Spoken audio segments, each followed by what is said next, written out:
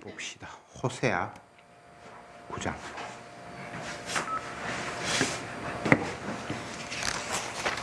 호세아 9장 1절부터 9절 말씀까지 교독하겠습니다.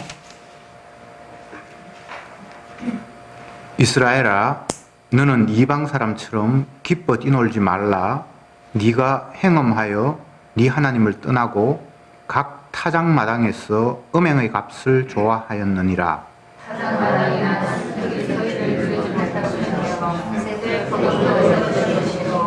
저희가 여호와의 땅에 거하지 못하며 에브라임이 애굽으로 다시 가고 아수르에서 더러운 것을 먹을 것이니라. 저희가 여호와께 전쟁을 이루지 못하며 여호와의 이름을 지키지 못할 것이라. 저희들이 그들을 세상에 주시옵소서. 무릇 세상은 제자는 그것이라니 저희의 주를 자기 목에만 주는 아니라 여호와의 집에 드릴 것이 아님이니라. 너희가 명절일과 여호와의 절일에 무엇을 하겠느냐?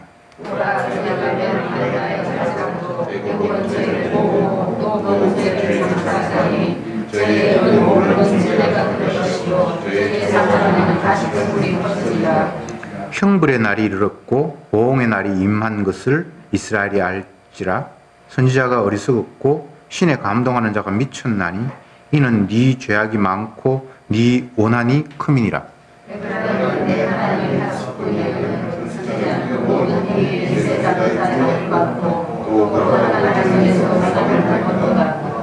저희는 기브아의 시대와 같이 심히 폐괴한지라. 여호와께서 그 악을 기억하시고 그 죄를 벌하시리라. 아멘. 호세아 선지자가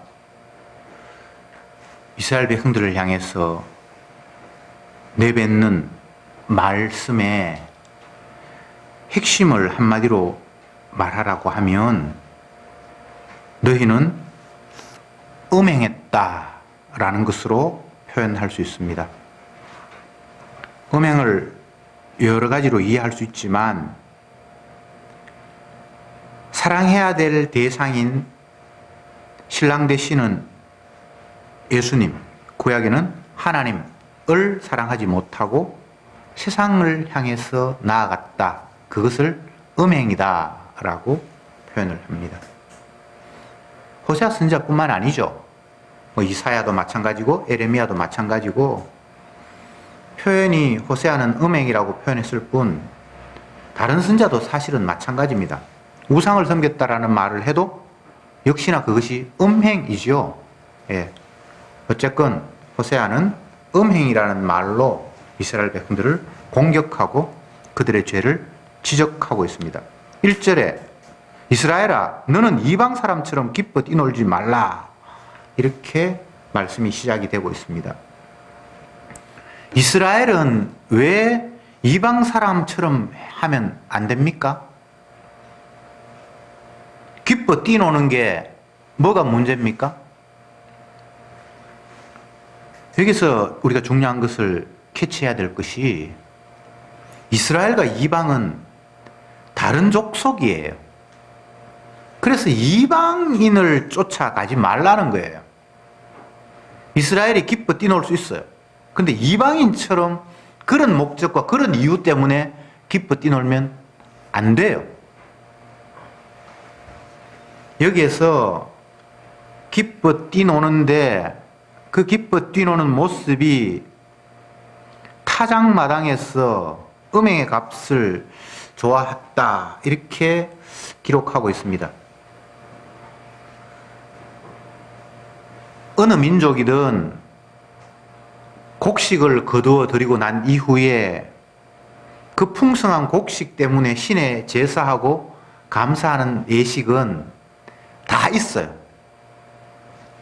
이스라엘 백성들의 구약의 3대 제사에도 유월절이 있고 또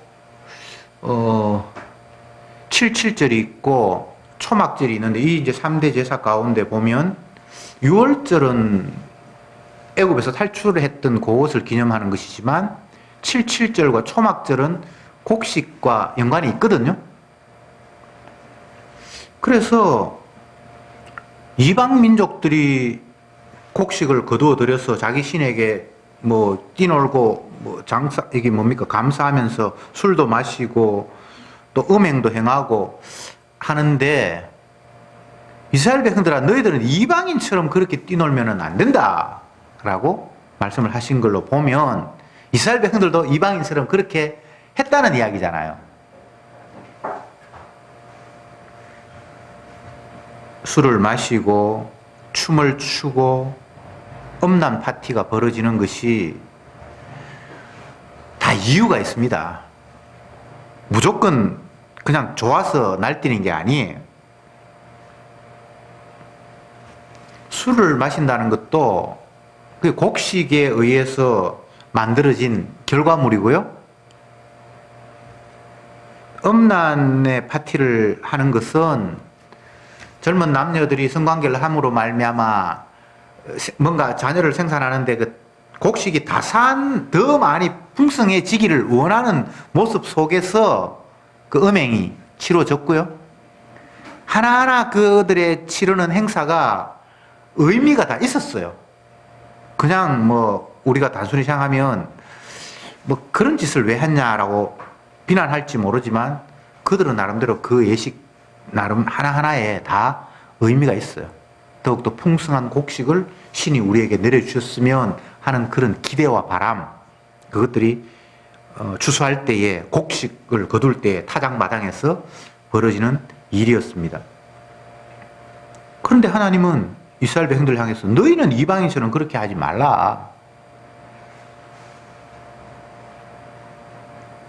춤을 추고 음행을 행하면서 신께 더욱더 풍성한 것을 기대함으로 말미암아 많은 것들이 주어지는 것이 아니에요. 최소한 이방인들에게는 그렇게 되는지 모르지만 이스라엘 백성들은 하나님이 그런 식으로 풍성함을 주시지 않아요. 그러니까 풍성을 기대한다는 그 자체도 하나님 보실 때는 합당한 것이 아니고, 그리고 그것을 기대하면서 행하는 그 예식 하나하나가 하나님이 화낼 수밖에 없는 그런 짓이에요. 술 취하고 음행을 행하고 그러면서 하나님이 더욱더 많은 것을 우리에게 주셨으면 하고 바라고, 이것 전체가 다 여기를 음행의 값이라 이렇게 했는데 하나님은 결코 그것으로 그들의 요청을 들어주실 수 없다. 그래서 2절에 보면 타작마당이나 술틀이 저희를 기르지 못할 것이며 새 포도주도 떨어질 것이라. 너희들이 기대하면서 그런 일을 행했는데 내가 너희들과 원하는 것 정반대로 내가 너희들을 대하겠다 라고 말씀을 하셨습니다. 예수님이 제 아들의 요청에 의해서 주님, 우리가 하나님 앞에 기도할 때 어떤 식으로 기도하면 좋겠습니까? 기도에 대해서 가르쳐 주십시오 라고 물었을 때에 예수님이 주기도문을 이야기를 하시잖아요. 너희는 이렇게 기도하라. 그런데 그 말씀을 하시면서 더불어 하신 이야기가 너희는 이방인들처럼 무엇을 먹을까, 무엇을 마실까, 무엇을 입을까 그런 거 구하지 마라. 그런 것들은 이방인들이 우상에게 기도하는 것이고 참 하나님인 나에게는 그런 기도하면 안 된다. 너희가 구하기 전에 필요한 걸 나는 이미 다 알고 있다. 이렇게 말씀하셨고, 공중에 나는 새를 봐라, 들에 핀 백합화를 봐라. 그들은 뭐 길쌈도 하지 않고 곡식을 창고에 모아들이지 않아도 내가 먹이고 입히거늘 하물며 너희 일까 보냐, 이런 말씀을 하셨습니다. 그 말씀 그대로 오늘 이 9장 1절에 있는 이스라엘 백성들에게 적용시킨다면 곡식도 풍성하게 하려고 타작하는 그 자리에서 포도주 마시고 춤을 추고 뛰놀고 성관계를 하면서 다산을 기원하고, 이게 정말 웃기는 이야기란 말이죠. 너희가 구하지 않아도 내가 너희들 필요한 거 이미 다 안다. 그러면 우리가 기도해야 할 것은 먹고 마시고 뭐 입고 이런 문제가 아니란 말이죠. 육신의 문제가 아니란 말이죠. 그 나라와 그 의를 구해야 되고 하나님이 원하는 뜻이 이 땅에 펼쳐지기를 기도해야 되고 그 주기도문의 내용이잖아. 그죠? 하늘에 계신 우리 아버지요. 이름이 거룩하게 되고 나라가 임하고 뜻이 하늘에서 이룬 것처럼 땅에서 이루어지고 전혀 우리의 필요를 구하는 것이 아니라 주님이 약속하셨고 말씀하셨던 그 일이 빨리 이 땅에 성취되게 하옵소서라는 것을 기도하라고 말씀하신 거예요.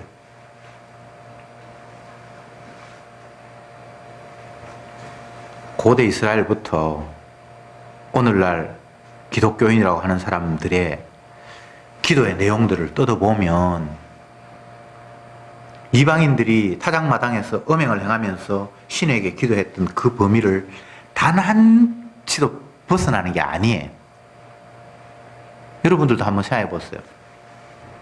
물론 평소에 많이 기도하는 건 아니겠지만 짧게 기도한다 할지라도 그 기도의 내용을 분석을 해보면 오늘 1절에서 9장 1절에서 이야기한 그 범위 안에 다 들어갈걸요. 근데 주님은 그러지 말라는 거예요. 그냥 그러지 말라는 정도가 아니라 화를 내고 계시는 거예요. 네가 그렇게 원하는 거를 내가 절대 들어주지 않겠다. 타작마당, 술틀, 새 포도주 다 반대로 풍성이 아니라 이게 다 떨어지게 만들겠다라고 말씀을 하시는 거예요.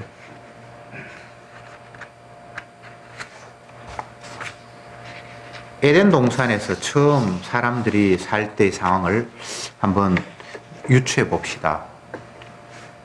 하나님이 아담을 만드셨고 하와를 만드셨고 그때는 사람들이 뭔가를 먹기 위해서 입기 위해서 마시기 위해서 노력하는 모습은 없어요. 주님께서 이미 주셨으니까. 그런데 인간이 범죄하고 난 이후에 에덴 동산에서 추방되고 추방되기 전에 주님께서 하신 말씀이 너희는 땀을 흘려야 입에 먹을 것이 들어가고 열심히 가꾸었지만 가시와 엉겅퀴가 그 네가 갖고 온 것들을 계속 방해할 것이다. 땅이 그렇게 척박해질 것이다. 이렇게 말씀을 하셨죠. 그러니까 범죄 이전의 상황은 먹고 마시는 일에 애를 쓰거나 땀을 흘리거나 수고하는 그런 환경이 아니었죠. 그런데 에덴 동산에서 추방되고 난 이후부터는 인간은 먹고 마시는 일에 안간힘을 써야 했고 늘 결핍이 우리를 따라왔죠.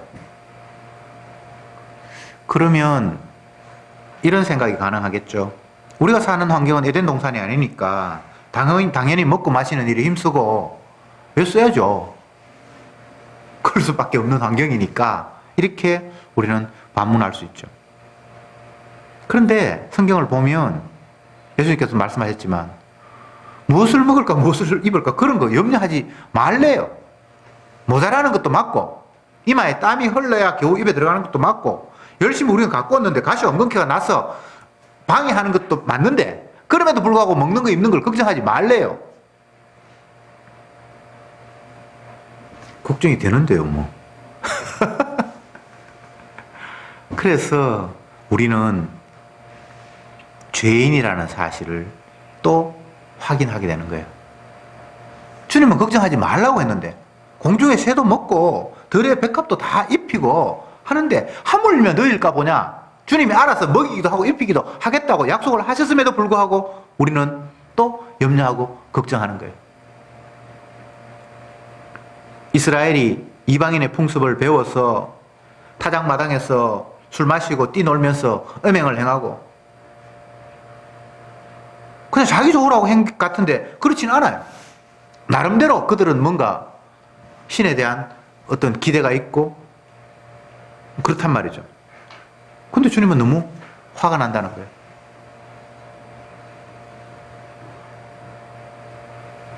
하나님을 분노하지 않게 화내시지 않게 좀 행동을 했으면 좋겠는데 인간은 뭘 하는 행동 쪽쪽 다 주님이 화낼 수밖에 없는 그런 행동들을 계속해서 도출해내는 거예요.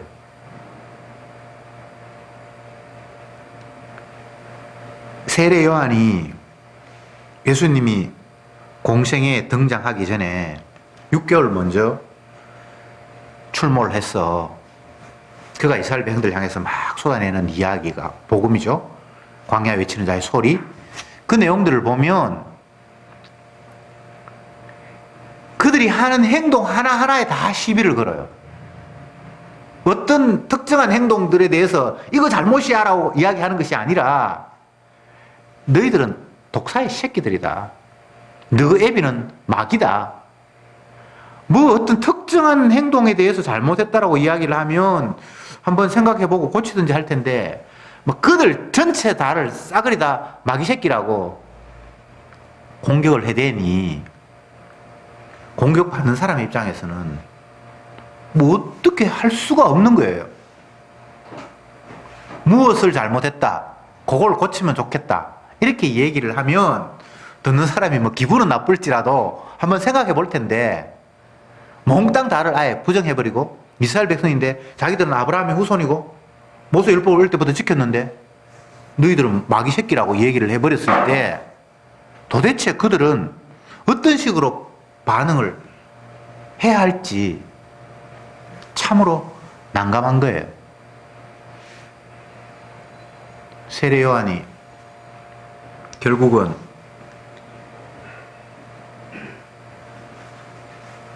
왕권에 의해서 목 잘려가지고 그의 생애가 끝이 나는데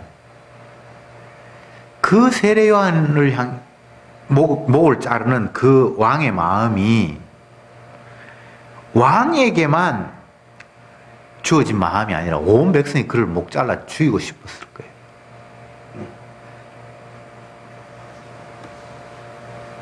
아무리 인간이 악하다 할지라도 그 가운데 괜찮은 것도 좀 있을 수 있고 하나님이 기뻐 받을 만한 뭐도 있을 수 있을 것 같은데 몽땅 다를 부정을 해버렸단 말이죠. 그것이 세례 요한 개인의 취향이거나 그가 반사회적 인격 장애를 가져서 무차별 누구를 공격하는 게 아니라 그는 예수님의 영이 그에게 임해서 자기 뒤에 오실 예수님의 할 이야기를 먼저 터뜨렸던 것 뿐이지. 그러니까 그가 죽고 난 후에 예수님이 등장하시는데 예수님이 세례 요한하고 똑같은 이야기를 하는 거예요. 무엇 하나 그들이 잘하는 것을 칭찬한 적이 없어요. 그럼 우리가 예수님의 그런 관점을 그대로 구약, 지금 호세아 선지자 시대에 옮겨와 봅시다. 그러면 이스라엘 백성들 향해서 주님께서 하시는 이야기가, 이 선지자가 하는 이야기가 너희들 썩어 빠졌어. 뭐 제사를 드리고 예물을 드리고 기도를 하고 금식을 하고 하는데 그건 다 하나님이 분노하실 것들이야. 너희들이 드리는 예물은 더러워서 하나님이 받지를 못해. 그 이야기를 오늘 본문에 해놨잖아요. 뭐 좀 잘했는 거 칭찬도 하고 잘못했는 거 지적하면 고칠 수 있을 것 같은데 몽땅 다를 다 아니라고 이야기를 하고 있잖아요. 4절에 봅시다. 저희가 여호와께 전제를 드리지 못하며 여호와의 기뻐하시는 바도 되지 못할 것이라. 저희의 제물은 상복 입은 자의 식물과 같아서 무릇 그것을 먹는 자는 더러워지나니 저희의 식물은 자기의 먹게만 소용될 뿐 여호와의 집에 드릴 것이 아님이니라. 지금 이 이야기는 이스라엘 백성들이 뭔가 제사를 드리고 예물을 드리는데 그건 하나님이 받을 수 없는 거라고 이야기를 하잖아요.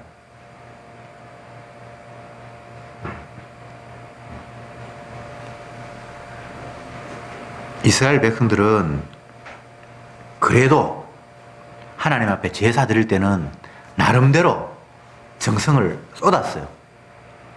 엉뚱한 짓도 하고 욕심도 부렸지만 그럼에도 불구하고 우리가 죄인이니까 하나님 앞에 제사 드릴 때는 좀 정성을 갖추고 했단 말이죠. 근데 주님이 그거 못 받아. 더러워. 네가 드리는 제물 그건 더러워서 너 먹는 거는 될지 모르지만 내가 수용하기에는 그건 안 돼. 라고 한마디로 퇴짜를 놔버렸단 말이죠.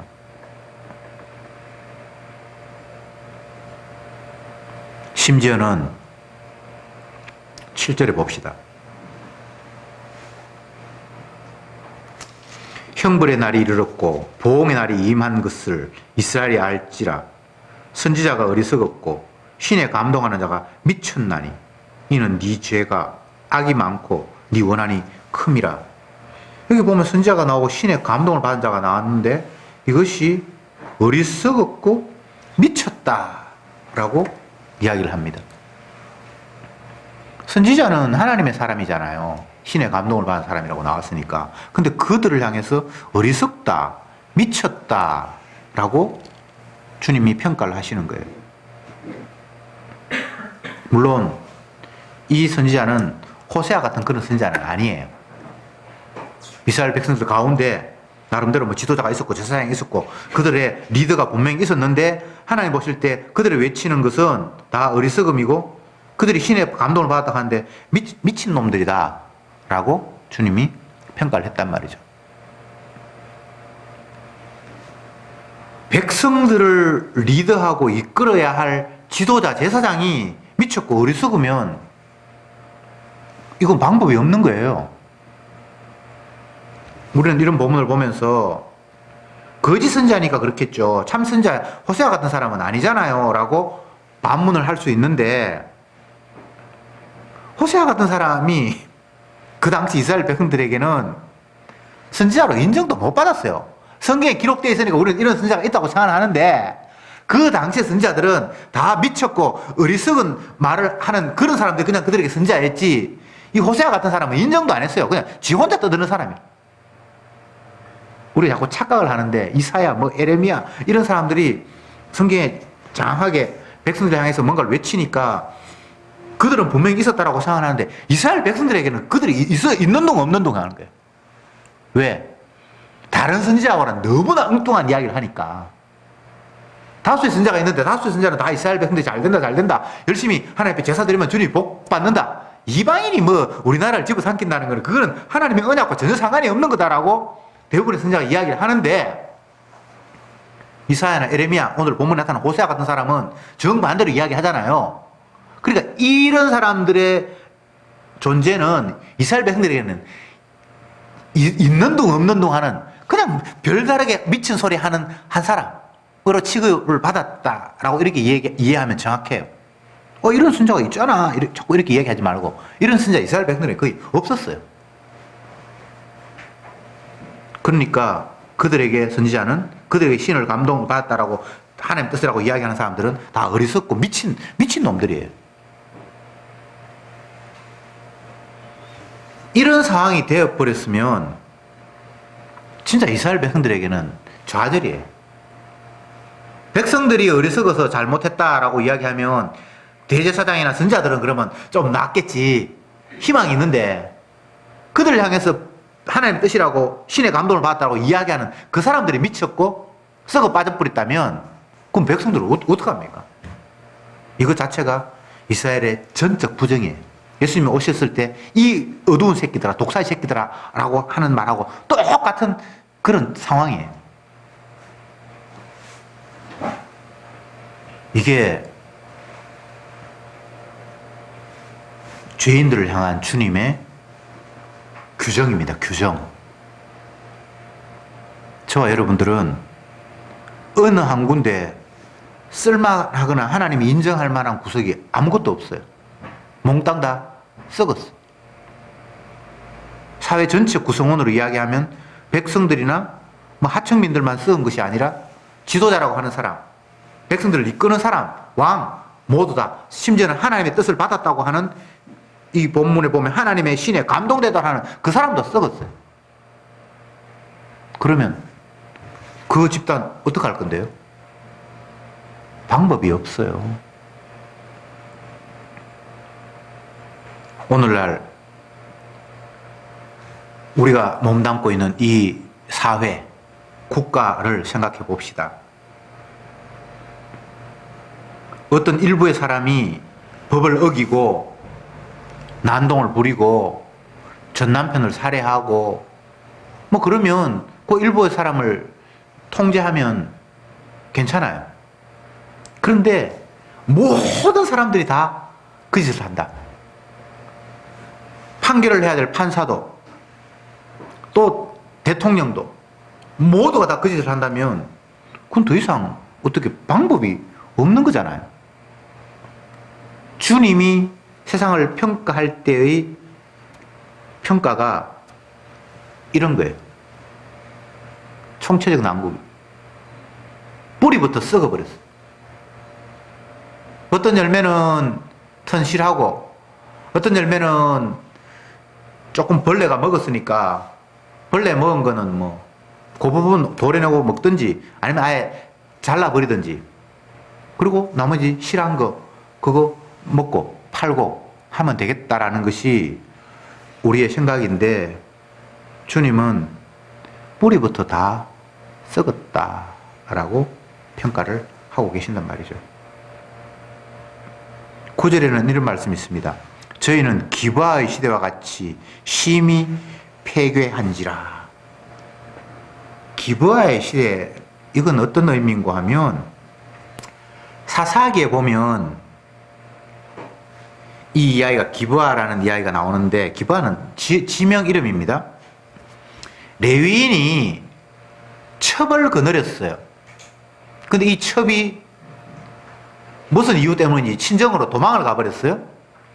그랬을 때에 이 제사장이 자기 첩을 너무 사랑하는지라 그 처가에 가서 그 첩을 달래가지고 내가 앞으로는 잘할 테니까 집으로 돌아가자고 하면서 그 첩을 데리고 이제 자기 집으로 가는 과정에 베냐민 지역 기브아라는 곳에서 날이 어두웠어요. 그래서 어느 집에 가서 하루 이제 유숙하고 가려고 갔는데 그 동네 깡패들이 막 이렇게 여인을 내놔라 뭐 어떻게 해가지고 그 여인을 강간을 해서 그 여인이 죽어버렸고 이 제사장이 너무 화가 나서 자기 첩을 12토막을 내가지고 이스라엘에 이런 악이 있다 그러면서 각 지파별로 시체 12토막을 보냈거든요. 그러니까 이스라엘이 이게 도대체 시체가 뭐냐? 어떤 제사장이 베냐민 지역의 어떤 놈들이 내 여자를 이렇게 건드려가지고 죽어가 내가 너무 화가 나가지고 이렇게 보냈다. 그게 이제 기브아의 이야기거든요. 이스라엘 백성들이 다시 9절 읽어봅시다. 저희가 기브아의 시대와 같이 심히 폐괴하였느니라. 지금 기브아의 시대의 폐괴함의 모습이 첫 번째 제사장이라는 놈이 첩을 거느린다는 것도 문제고 그런데 어쨌든 그 여인이 어떤 지역에 갔는데 그 지역 놈들이 강간을 해가지고 그 사람을 죽였다는 것도 문제고 근데 그 사실을 깨닫고 난 이후에 이스라엘 백성들이 베냐민을 향해서 공격을 했는데 베냐민은 내가 뭐 잘못했는데 뭐 우리 지역에 그런 놈도 있을 수 있지. 어쨌든 뭔가 반응하는 거 하나하나가 다 엉망진창이에요. 무엇 하나가 지금 제대로 된 게 아무것도 없어요. 그런데 다른 지파가 베냐민 지파 잘못했다고 연합해서 11지파가 한 지파를 공격을 했는데 하나님이 베냐민 이기고 다른 지파를 지게 만들어 버렸어요. 도대체 그들의 생각 자체가 다 하나님 보실 때는 모든 게 다 엉망진창이라는 사실을 하나님은 그 사실을 통해서 그들에게 보이셨고 오히려 그들을 주님이 공격하신 일이죠. 저희가 기브아의 시대와 같이 심히 폐괴하였다. 요 규정은 에덴 동산에서 추방된 이후 오늘날까지 계속 하나님이 인간을 향해서 규정한 모습입니다. 이렇게 너희들은 완악하다. 빛이 세상에 왔는데 어두움은 전혀 감각이 없다. 계속해서 인간은 요 모습이에요. 한순간도 여기를 벗어난 적이 없어요. 어떤 사람들이 시대가 점점 더 악해졌다 그러는데 아니에요. 그때나 지금이나 폐기한 거 똑같아요.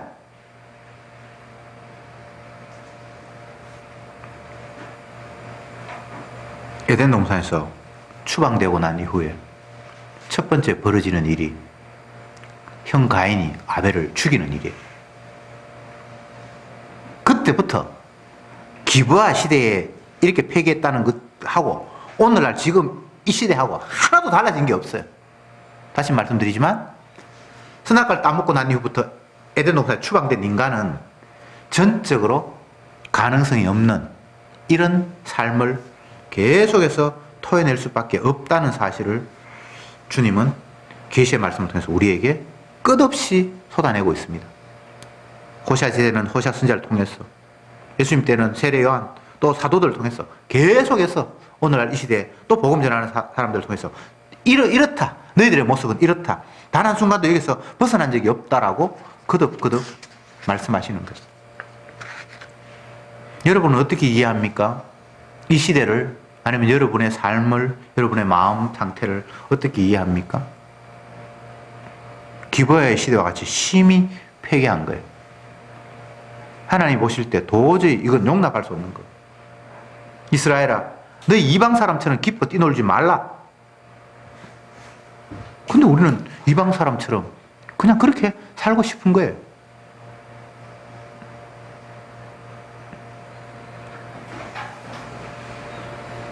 이스라엘은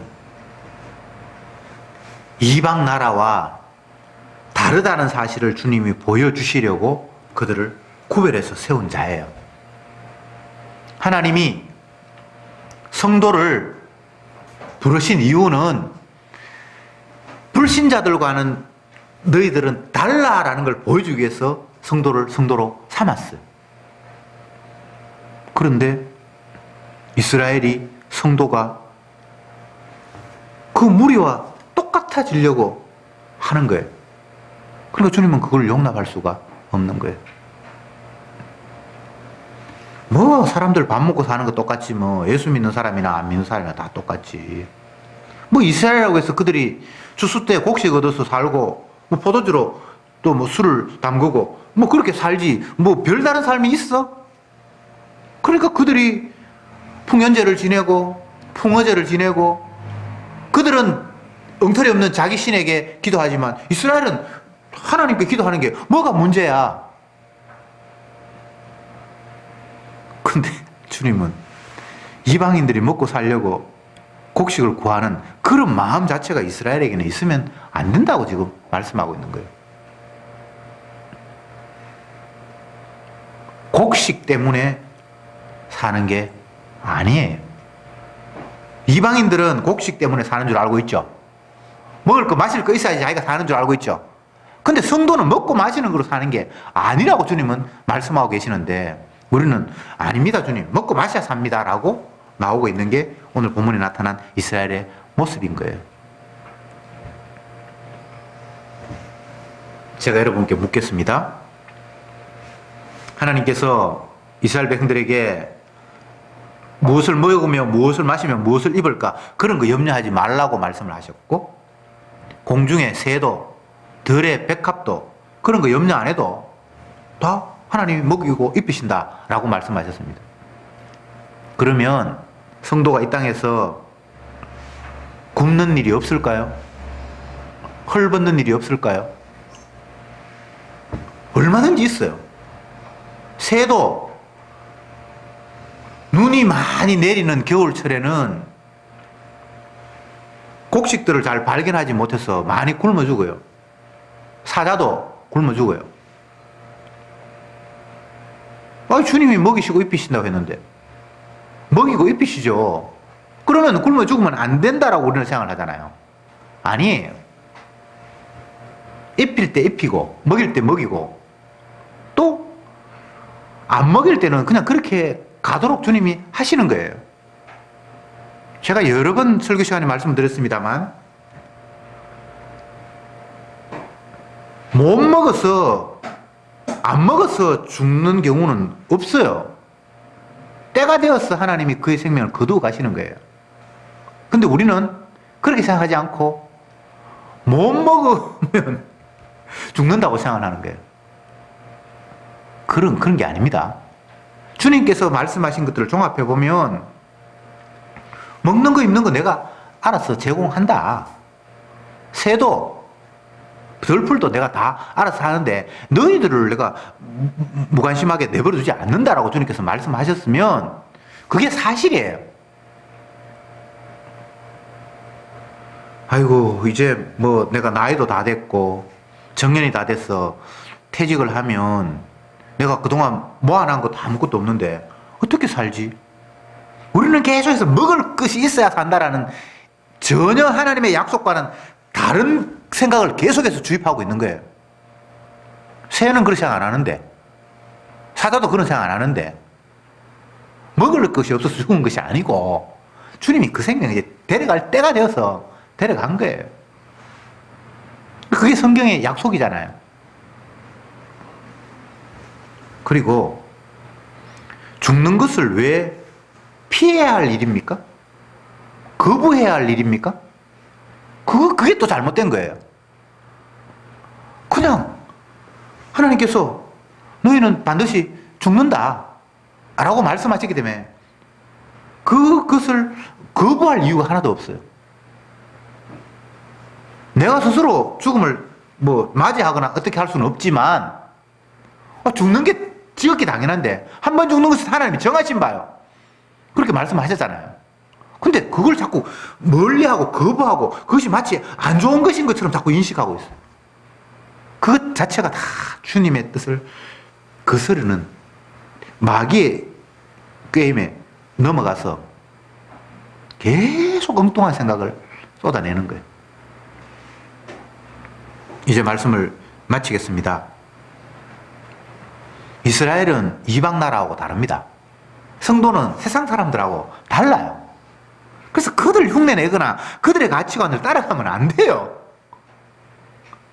그들은 언약과 상관이 없는 마귀의 유혹, 십자가의 복음을 방해하는 쪽으로 생각하고 말하고 행동하고 움직여요.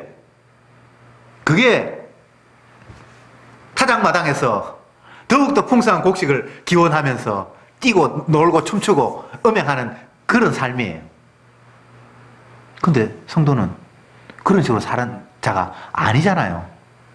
주님이 살려주셔서 사는 자고 하나님의 약속으로 사는 자고 그걸 다른 말로 하면 보혈의 피로 그 피를 자랑하기 위해서 살려지는 자고 그런데 왜 타작마당에서 더 많은 곡식을 얻기를 원하는 그 사람들의 그 놀이마당에서 춤추는 그 모습을 우리가 왜 그렇게 장단 맞추면서 그렇게 살아야 되냐고요. 사람이 떡으로 사는 것이 아니라 주님의 약속의 말씀으로 산다는 사실을 다시 한번 가슴속에 새기는 이 시간이 되기를 바랍니다. 기도합시다. 주님, 감사합니다. 우리의 눈으로 보이고 귀로 듣기고 손으로 만져지는 것은 온통 타작마당에서 더 풍성한 곡식을 바라면서 마시고 뛰놀며 음행하는 그런 모습만이 온통 저희 눈에 비칠 뿐입니다. 그러나 그 곡식이 우리를 살리지 않고 주님의 희생이 우리를 살린다는 사실을 말씀을 통해서 다시 한번 확인했사오니 타작마당에서 뛰노는 이방인들의 모습처럼 거짓하지 않고 살아가는 저들 되게 해주옵소서. 먹는 것 마시는 것 사는 것이 아니라는 사실을 온몸으로 보여주면서 온전히 주님의 살과 피가 우리의 유일한 생명이라는 사실을 증거하게 하옵소서. 예수님의 이름으로 기도드립니다. 아멘.